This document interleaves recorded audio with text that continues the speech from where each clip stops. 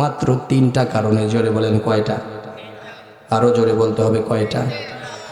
1 number হলো যুবকরা নষ্ট হয়ে যাচ্ছে অসৎ সঙ্গের কারণে, ভালো মানুষের সাথে বন্ধুত্ব না করার কারণে তারা নষ্ট হয়ে যাচ্ছে।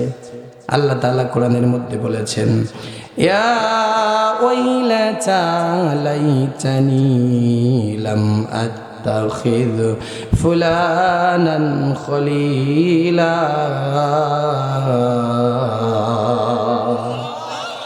আল্লাহ তাআলা বললেন মানুষ আফসোস করবে কিয়ামতের দিন, আর বলবে হায় হায় অমুকের সাথে দুনিয়াতে কেন থেকেছিলাম, অমুক মানুষের সাথে দুনিয়াতে কেন চলাফেরা করেছিলাম, ওর সাথে থাকার কারণে আজকে আমাকে জাহান্নামে যেতে হলো। শুধুমাত্র খারাপ বন্ধু থাকার কারণে মানুষ বিপদে পড়ে যাবে, ঠিক কিনা বলে? আজকের যুবকেরা নষ্ট হয়ে যাওয়ার প্রধান কারণ হলো অসৎ সঙ্গ, ভুল মানুষের সাথে বন্ধুত্ব করা, ভুল মানুষের সাথে সময় পাস করা।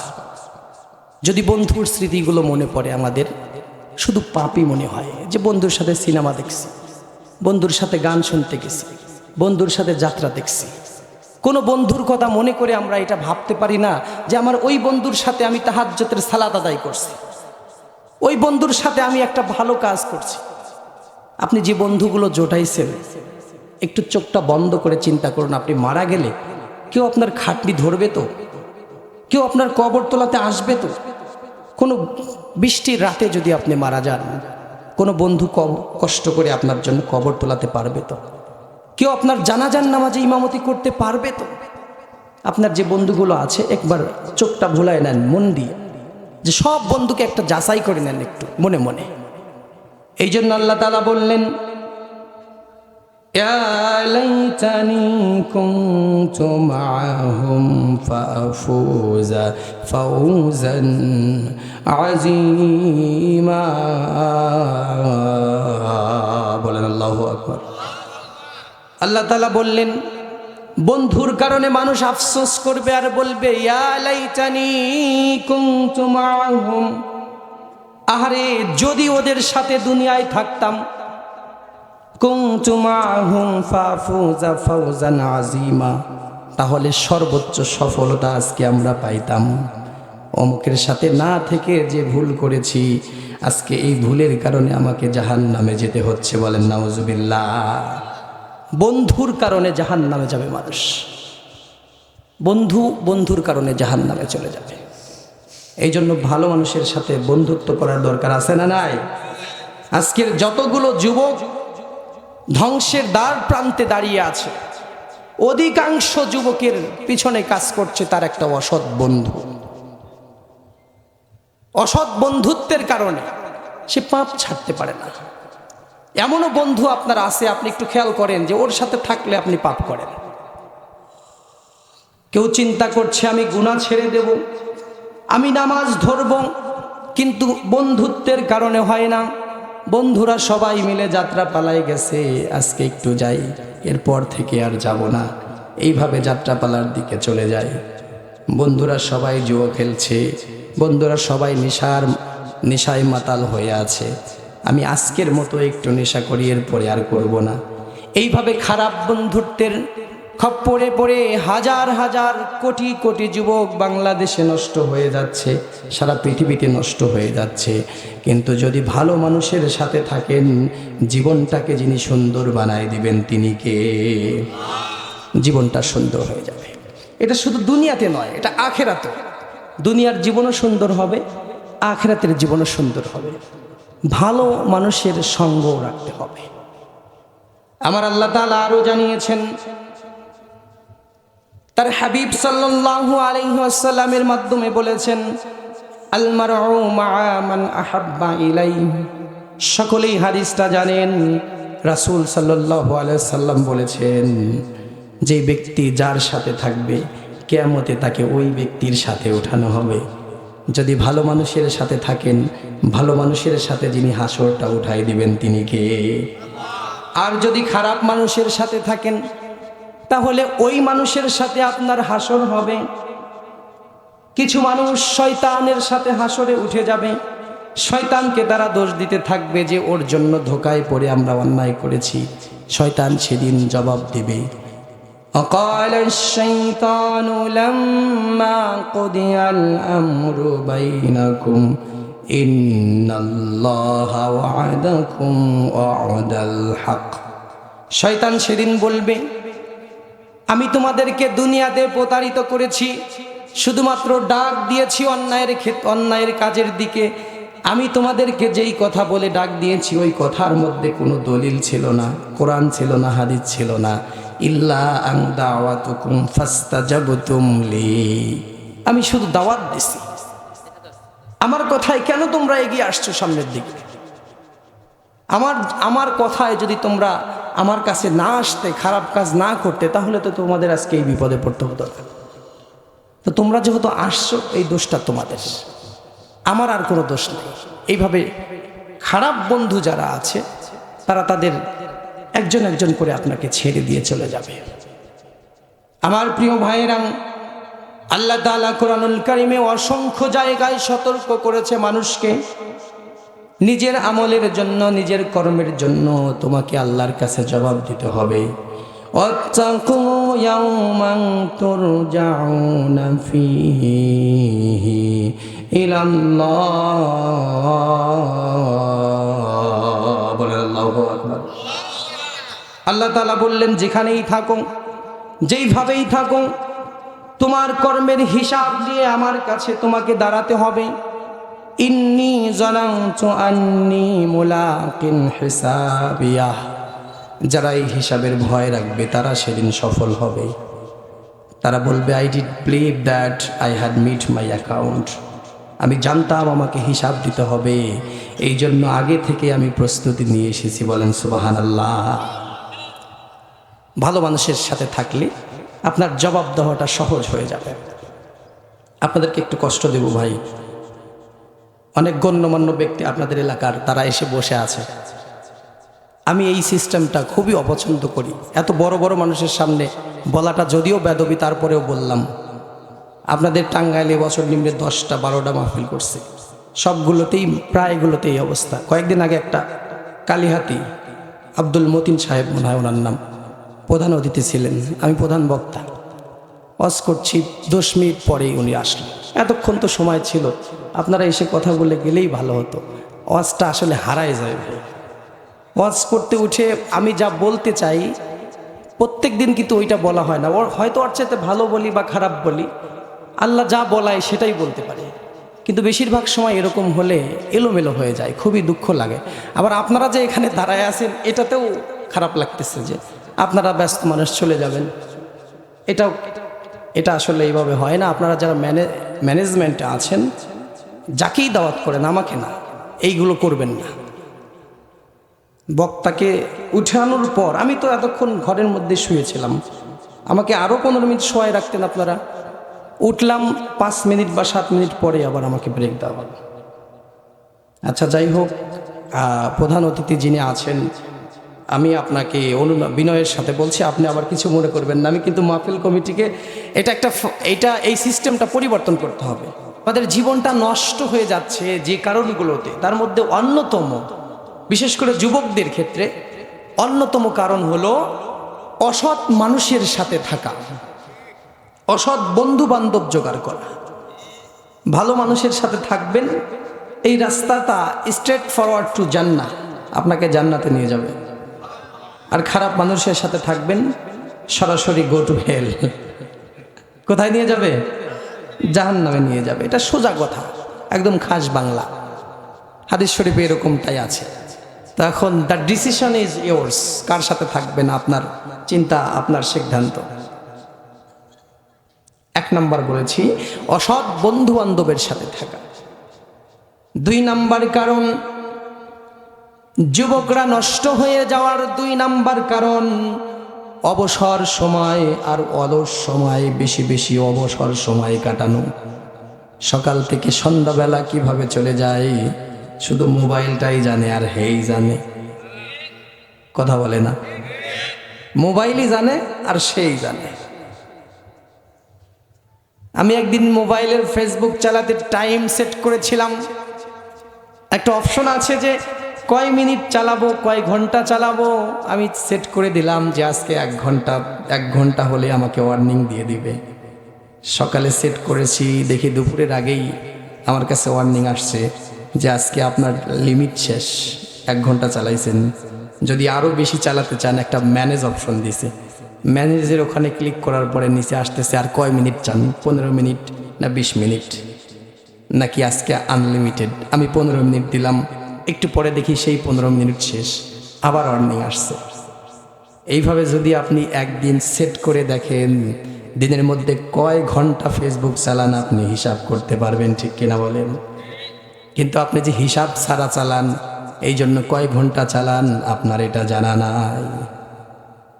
আল্লাহ রাব্বুল আলামিন বলেছেন, তার হাবিবের মাধ্যমে জানিয়েছেন, কিয়ামতের দিন কিছু মানুষ দাঁড়িয়ে থাকবে আর অন্য মানুষের সফলতা দেখে তারা হাত কামড়াতে থাকবে। এরকম চিন্তায় পড়লে কোনো কিছু মিস হয়ে গেলে আমরা এরকম নখ কামড়াই, ঠিক কিনা বলেন?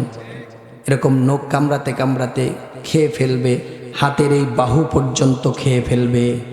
এই পর্যন্ত শুধু আফসোসের কারণে হায় হায় অবসর সময় কেন নষ্ট করলাম। ওই সময় সে কোনো অন্যায়ই করে নাই, ভালো কাজও করেনি, খারাপ কাজও করেনি, সময়টা শুধু নষ্ট করছে। এই আফসোস করতে করতে এরকম হাতের নখ কামড়াতে কামড়াতে কিয়ামতের দিন এই বাহু পর্যন্ত খেয়ে ফেলবে, শুধুমাত্র আফসোস করে যে ওই সময়টা আমি নষ্ট করছি। ওই সময় কিন্তু গুনাহ করে নাই, শুধু সময়টা নষ্ট করছে, এই জন্য তার এত আফসোস থাকবে।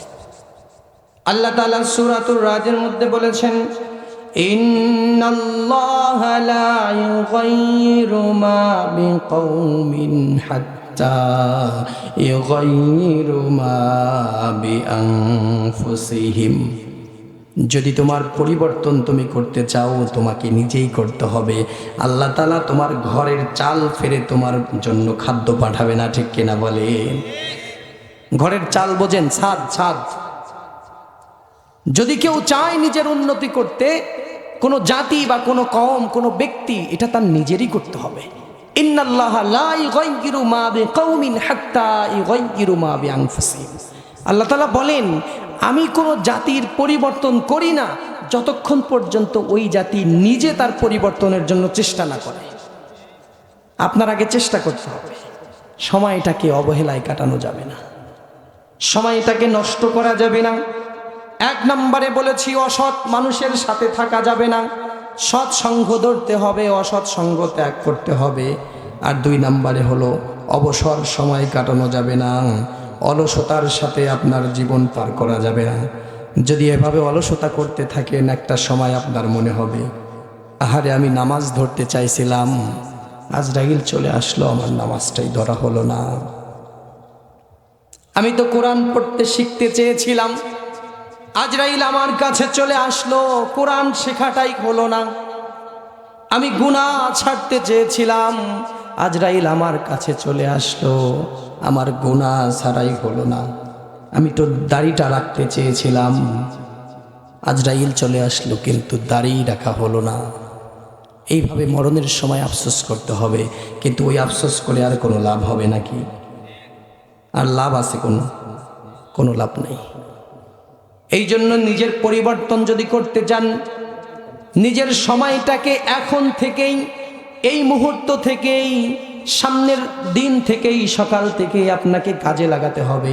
যদি আপনার সময়টা আপনি এভাবে নষ্ট করেন, তাহলে আজরাইল চলে আসার সাথে সাথে আফসোস করা ছাড়া আপনার আর কোনো উপায় থাকবে না।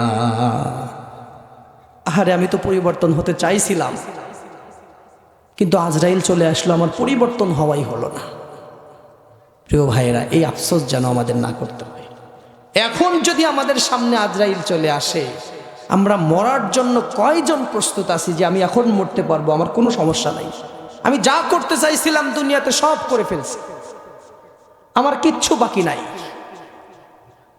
আমি বলবো না আজরাইল একটু সময় দাও, আমি দাড়িটা রেখে দেব, হজ করব, নামাজ ধরবো, গুনাহটা ছেড়ে দেব।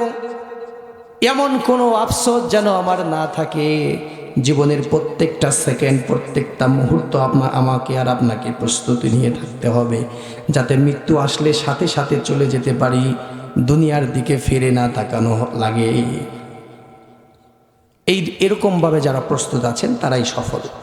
কিন্তু আমরা আমাদের মনের সাথে বুঝে যদি দেখি কয়জন এইভাবে প্রস্তুত আছেন, এটা আপনারা নিজেরা পরে হিসাব করে দেখবেন। এখন যদি আজরাইল আসে, আজকে এই মুহূর্তে যদি আমাদের মৃত্যু হয়, আমাদের আর কি কি করা বাকি থাকলো? কোন কাজটা আমার করার ইচ্ছা আছে কিন্তু এখনো আমি সম্পাদন করতে পারি নাই? আমার প্রিয় ভাইরা, জীবনের 24 ঘন্টা 24 আওয়ার্স আপনাকে প্রস্তুতি নিয়ে থাকতে হবে। যখন আজরাইলের ইচ্ছা, আল্লাহর সময় যখন হবে, আল্লাহর ইচ্ছা যখন হবে, আজরাইলকে যখন পাঠাবে, আজরাইল আসলে যেন আমাদের বলতে না হয় আরও একটু সময় আমার জন্য বাড়িয়ে দাও। এই সময় যেন আমি আর না চাই। আমার পূর্বপুরুষেরা, আপনার পূর্বপুরুষেরা আল্লাহর কাছে বলছে, ইয়া রব্বি লাউ আন্না লানা কাররা, ও মালিক আরেকবার আমাকে দুনিয়াতে পাঠাও, একটা ভালো কাজ করব, একটা নেকির কাজ করব, 2 রাকাত নামাজ পড়ে আবার চলে আসব, একটু আমাকে সুযোগ করে দাও। তাদের কি সুযোগ দেওয়া হবে নাকি? কথা বলেন না, সুযোগ দেওয়া হবে? আপনি যদি আজকে অপ্রস্তুত অবস্থায় আপনার মৃত্যু হয়ে যায়, আপনার এই অবস্থা হবে। আপনিও আল্লাহর কাছে সময় চাইবেন।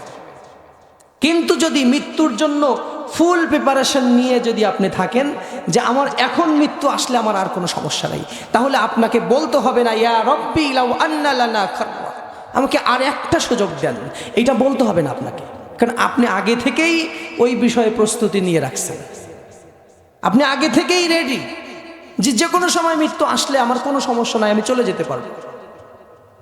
আমার প্রিয় ভাইয়েরা, আল্লাহ রাব্বুল আলামিন কোরআনুল কারীমের মধ্যে জানিয়েছেন, ইন্নাশ শাররাদ দাওয়াবি ইনদাল্লাহিস সুম্মুল বুকমুল লাযীনা লা ইয়াকিলুন।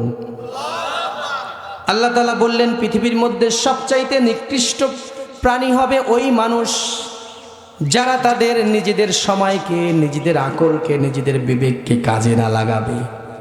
সারা জীবন কিভাবে খরচ করলেন বুঝতে পারলেন না, আজরাইল মাথার কাছে চলে এসেছে আর আপনার সামনে অনেকগুলো কাজ পড়ে গেছে। হজ করতে চাই, যাকাত দিতে চাই, নামাজ ধরতে চাই, নেশা ছাড়তে চাই, দাড়ি রাখতে চাই, এরকম অনেক কিছু ইচ্ছা আপনার করতেছে। কিন্তু ইচ্ছা থেকেও তখন আর কোনো উপায় থাকবে? ইচ্ছা থেকেও কোনো উপায় তখন আর থাকবে না। অনেকগুলো কাজ তখন আপনার সামনে পড়বে। কিন্তু আজ পর্যন্ত আপনি নিজের জন্য কি করছেন একটাবার চিন্তা করে দেখেন। বড় বিল্ডিং করছেন, ওটা আপনার সন্তানের জন্য। আপনার ব্যাংকে 50 লক্ষ টাকা আছে, ওটা আপনার সন্তানের জন্য। আপনি দেখুন আস্তে আস্তে মালিকানা পরিবর্তন হচ্ছে, আপনি বেঁচে থাকতেই সব কিছু সন্তানরা বুঝে নিচ্ছে। কালকে গত পরশুদিন আমার মসজিদে একজন মানুষ এসে কাঁদতে কাঁদতে, আমার মনে হয় সে নিঃশ্বাস বন্ধ হয়ে যাচ্ছে।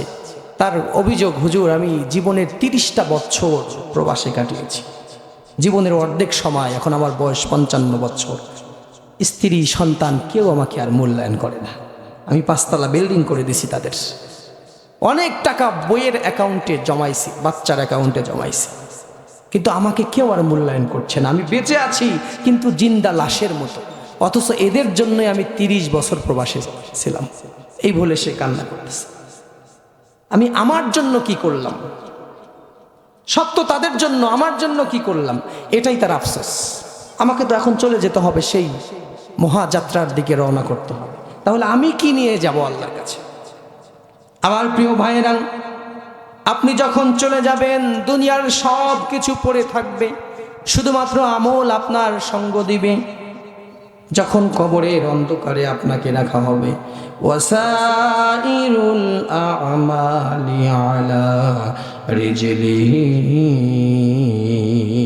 কেউ থাকবে না, শুধু থাকবে আপনার আমল। শুধু কি থাকবে? জোরে বলেন। যা করছেন সেইটাই থাকবে। আপনার সন্তান, আপনার স্ত্রী, কেউ আপনাকে সঙ্গ দেবে না। শেষ সঙ্গ আপনার সাথে যে দিবে সে হলো আপনার আমল। এই জন্য আমার প্রিয় ভাইয়েরা, আজকে একটু মনে মনে চিন্তা করে দেখুন, আমার জন্য আমি কি করেছি? সব তো অন্যের জন্য করলাম। আমি হাসলাম তাও অন্যের জন্য, দুঃখ পেয়ে কাঁদলাম তাও অন্যের জন্য। আল ইনসান আতাবকি লিশাখসিন আখার, মানুষ কাঁদে তাও অন্যের জন্য। ওয়ায়াদহাকুন নাস লিশাখসিন আখার, মানুষ হাসে তাও অন্যের জন্য, নিজের জন্য কিছু করতে পারে না। আজরাইল কানের কাছে এসে যখন বলে দুনিয়াতে অনেক দাবড়িয়ে বেরিয়েছো, এবার চলো মৃত্যুর দিকে যাই, তখন শুধু নিজের কথা মনে পড়ে, ঠিক কিনা বলেন? এর আগে আর নিজের জন্য ভাবতে পারে না, সময় হয় না, তার সময় হয় না। এই সময়ের অনেক দাম। তাহলে 2 নাম্বার হলো অবহেলায় নিজের সময় নষ্ট করা। 1 নাম্বার কি বলছি? অসৎ সঙ্গে থাকা, খারাপ মানুষের সাথে থাকা। যুবকদের জন্য, যুবক যদিও কম, এমন এমন বন্ধুগুলো তারা জোটাইছে, এই বন্ধু ক্ষতি ছাড়া কোনো উপকারে আসবে না। একটা বন্ধু মারা গেছে, আরেক বন্ধু অর্ধেকটা সিগারেট খেয়ে ওর কবরের পাশে রেখে আসে, প্রত্যেক দিন অর্ধেকটা রেখে আসে। অর্ধেকটা সে নিজে খায়, আর অর্ধেকটা কোথায় রাখে? কথা বলেন, কোথায় রাখে? কবরের পাশে রাখে। এই জন্য ওই 2 বন্ধু মিলে সিগারেট খাইতো, একা কোনোদিন একটা সিগারেট ওই বন্ধু খেতে পারে না। যখনই অর্ধেকটা খায় আর অর্ধেকটা বন্ধুকে দিয়ে দেয়, এইভাবে তাদের চলতো। এক সময় বন্ধুটা মারা গেল। মারা যাওয়ার পরে যখনই সিগারেট জ্বালায় তখনই বন্ধুর কথা মনে পড়ে। সিগারেট জ্বালালেই কার কথা মনে পড়ে? বন্ধুর কথা মনে পড়ে। বেচারা দুঃখে কষ্টে সিগারেটও খেতে পারে না। চিন্তা করছে তাহলে বন্ধুর কবরের পাশে গিয়ে একটু সিগারেট খাই। কবরের পাশে গিয়ে খেতে খেতে যখন অর্ধেকটা খায়, বাকি অর্ধেকটা কবরের সামনে রাখে। এরকম বন্ধু যদি থাকে তাহলে আর শত্রু লাগবে নাকি? শত্রুর আর প্রয়োজন নাই। যদিও হাসলেন সবাই, কিন্তু একটু চিন্তা করে দেখেন আমাদের বন্ধুগুলো এমনই। সব আমাদের বন্ধুগুলো এমনই। কোনো বন্ধু আল্লাহকে স্মরণ করাই দেয় না। কোনো বন্ধুর সাথে থাকলে ইবাদত বন্দিগির ইচ্ছে হয় না, গুনার দিকে যায়। একা একা থাকলে গুনাহ থেকে বেঁচে থাকা যায়, বন্ধুর সাথে গেলেই গুনাহ হয়ে যায়। এই জন্য অসৎ সঙ্গ ছাড়ার দরকার আছে না নাই? হিলফুল ফুজুলের যতগুলো সদস্য আছে এই এলাকায়, আপনাদেরকে বলবো সবাই নিজে সৎ হবেন এবং সৎ মানুষের সাথে থাকবেন। অসৎ বন্ধুদের সাথে থাকলে দুনিয়াও শেষ, আখিরাতও শেষ। এর মানে কি? আমও গেল, সালাও গেল। আল্লাহর একটা ভাষা আছে, খাসিরাত দুনিয়া ওয়াল আখিরাহ যালিকা হুয়াল খুসরানুল মুবিন। ওদের জন্য ওদের দুনিয়াও শেষ, ওদের আখিরাতও শেষ। এই জন্য ভালো মানুষের সাথে থাকতে হবে প্রিয় ভাইরা। ভালো মানুষের সাথে থাকলে সে আপনাকে ভালোর দিকেই নিয়ে যাবে, সে আপনার উপকার করবে, সে আপনার কল্যাণ করবে। চোখ দুইটা বন্ধ করে দেখেন এমন বন্ধু আপনার আছে কিনা যার কাছে গেলেই আপনার ইবাদত বন্দিগির সুযোগ বেড়ে যায়, যার কাছে গেলেই আপনি নামাজের কথা মনে হয়, মরণের কথা মনে হয়, আখিরাতের কথা মনে হয়, কবরের কথা মনে হয়। এরকম বন্ধু আপনার আছে কিনা? যদি থাকে তাদেরকে আঁকড়ে ধরুন, আর যদি না থাকে বাকিগুলো অ্যাভয়েড করুন, জীবন থেকে এখনই মাইনাস করে দেন। আর 3 নাম্বার, যুবকদের চরিত্র নষ্ট হওয়ার মধ্যে 3 নাম্বার যে কারণ, সেটা হলো যুবকরা নেশা এবং গান বাজনা নিয়ে পড়ে থাকে, ঠিক কিনা বলেন? আল্লাহ রাসূল বলেছেন খুবই ভয়ঙ্কর একটা হাদিস। তিনি বলছেন আমার উম্মতের মধ্যে এক দল থাকবে, তারা রাত্রিবেলায় গান বাজনা শুনবে, আনন্দের সাথে গান শুনতে শুনতে ঘুমায় যাবে। পরদিন সকালে যখন উঠবে তারা দেখতে পাবে তাদের সকলের চেহারা শূকরের মতো হয়ে গেছে। বলেন নাউজুবিল্লাহ। একটা সময় আসবে এরকম, খুবই গান বাজনায় মত্ত হয়ে রাতে তারা ঘুমায় পড়বে, সকালে উঠে দেখবে চেহারার পরিবর্তন হয়ে গেছে, প্রাণীর মতো হয়ে গেছে চেহারা, কুকুর শুকুর বানর এরকম হয়ে গেছে। আমার উম্মতের মধ্যে এমনও দল থাকবে। মনে রাখবেন, গান বাজনা যারা করে, এই বাঁশিওয়ালা ডোল বাদ্যওয়ালা, এরা হলো শয়তানের মুয়াজ্জিন। শয়তানের কি মুয়াজ্জিন বোঝেন আপনারা? মুয়াজ্জিন যে আহ্বান করে, ডাকে। বাঁশিওয়ালা, ঢোলওয়ালা, একটা হাদিসে আছে বাঁশিওয়ালারা হলো শয়তানের মুয়াজ্জিন, এরা হলো শয়তানের জন্য মানুষকে ডাকে। গান বাজনার সাথে আমাদের কোনো সম্পর্ক আছে নাকি? গান বাজনা ছাড়তে হবে। সমাজ থেকে যাত্রা পালাই যদি বন্ধ করে দেন, গানই যদি বন্ধ করে দেন, আপনার যুবকদের চরিত্র ভালো হয়ে যাবে। তাছাড়া আমি যতই ওয়াজ করি, পাশে যদি যাত্রাপালা হয় একজন না একজন কিন্তু যাবেই। হুজুর যতক্ষণ ওয়াজ করি ততক্ষণ ভালো, হুজুর চলে গেলে ধোকা দেওয়ার জন্য শয়তান আছে না নাই? ইন্নাশ শাইতানা আজরি মিনাল ইনসানি মাজরাদ দাম, শয়তান মানুষের রক্তের মধ্যে ঢুকে, শিরা উপশিরার মধ্যে ঢুকে ধোকা দেয়। হুজুর যতই ওয়াজ করুক যাত্রা দেখা যাবে না। সকিনা এসে যদি নাচা শুরু করে, শয়তান সকিনার কাছে নিয়ে যাবেই, ঠিক কিনা বলেন?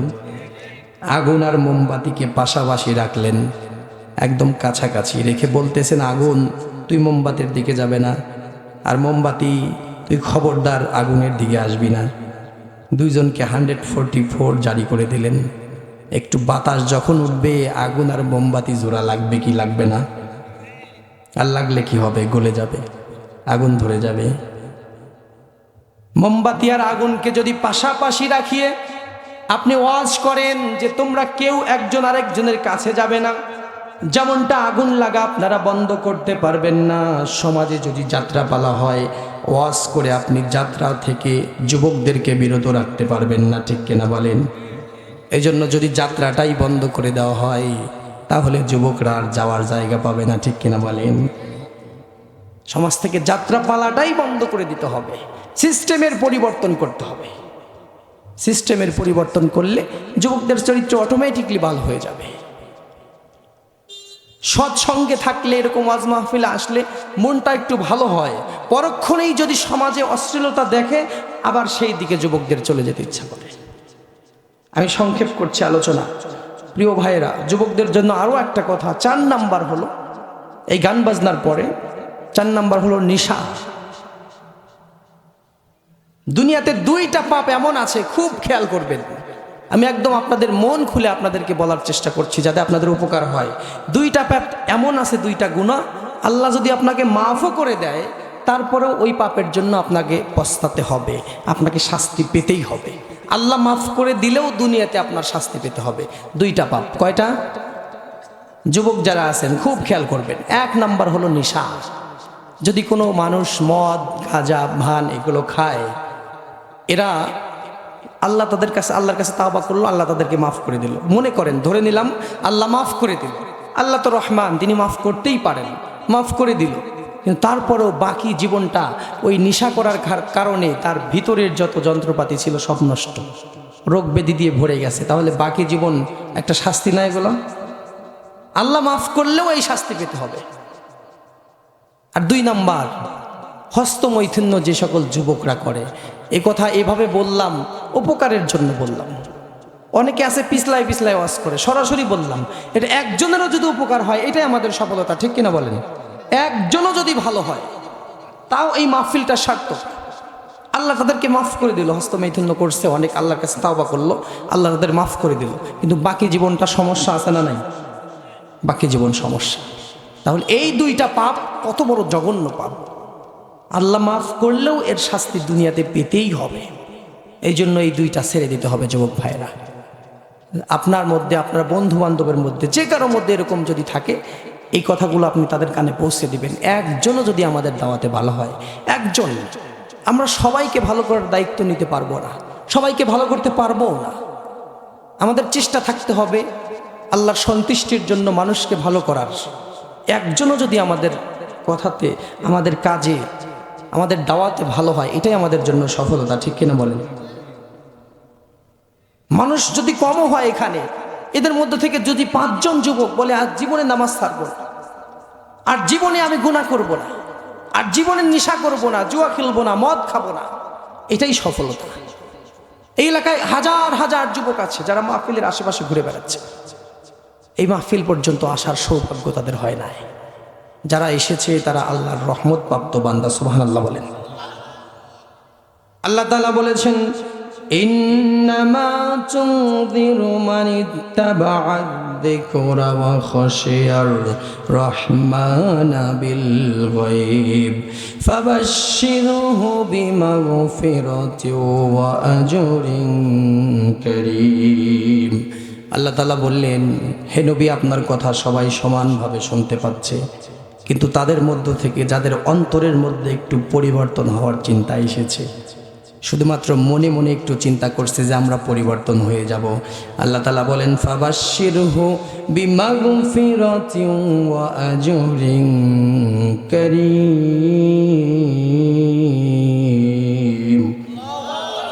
আল্লাহ তাআলা বললেন তাদেরকে আমি ক্ষমা করে দেব, তাদের জীবনের সমস্ত পাপকে আমি মোচন করে দেব। শুধু তাই নয়, তাদের জন্য মহা পুরস্কার জান্নাতের ঘোষণা আমি আল্লাহর পক্ষ থেকে দিয়ে দিলাম। বলেন সুবহানাল্লাহ।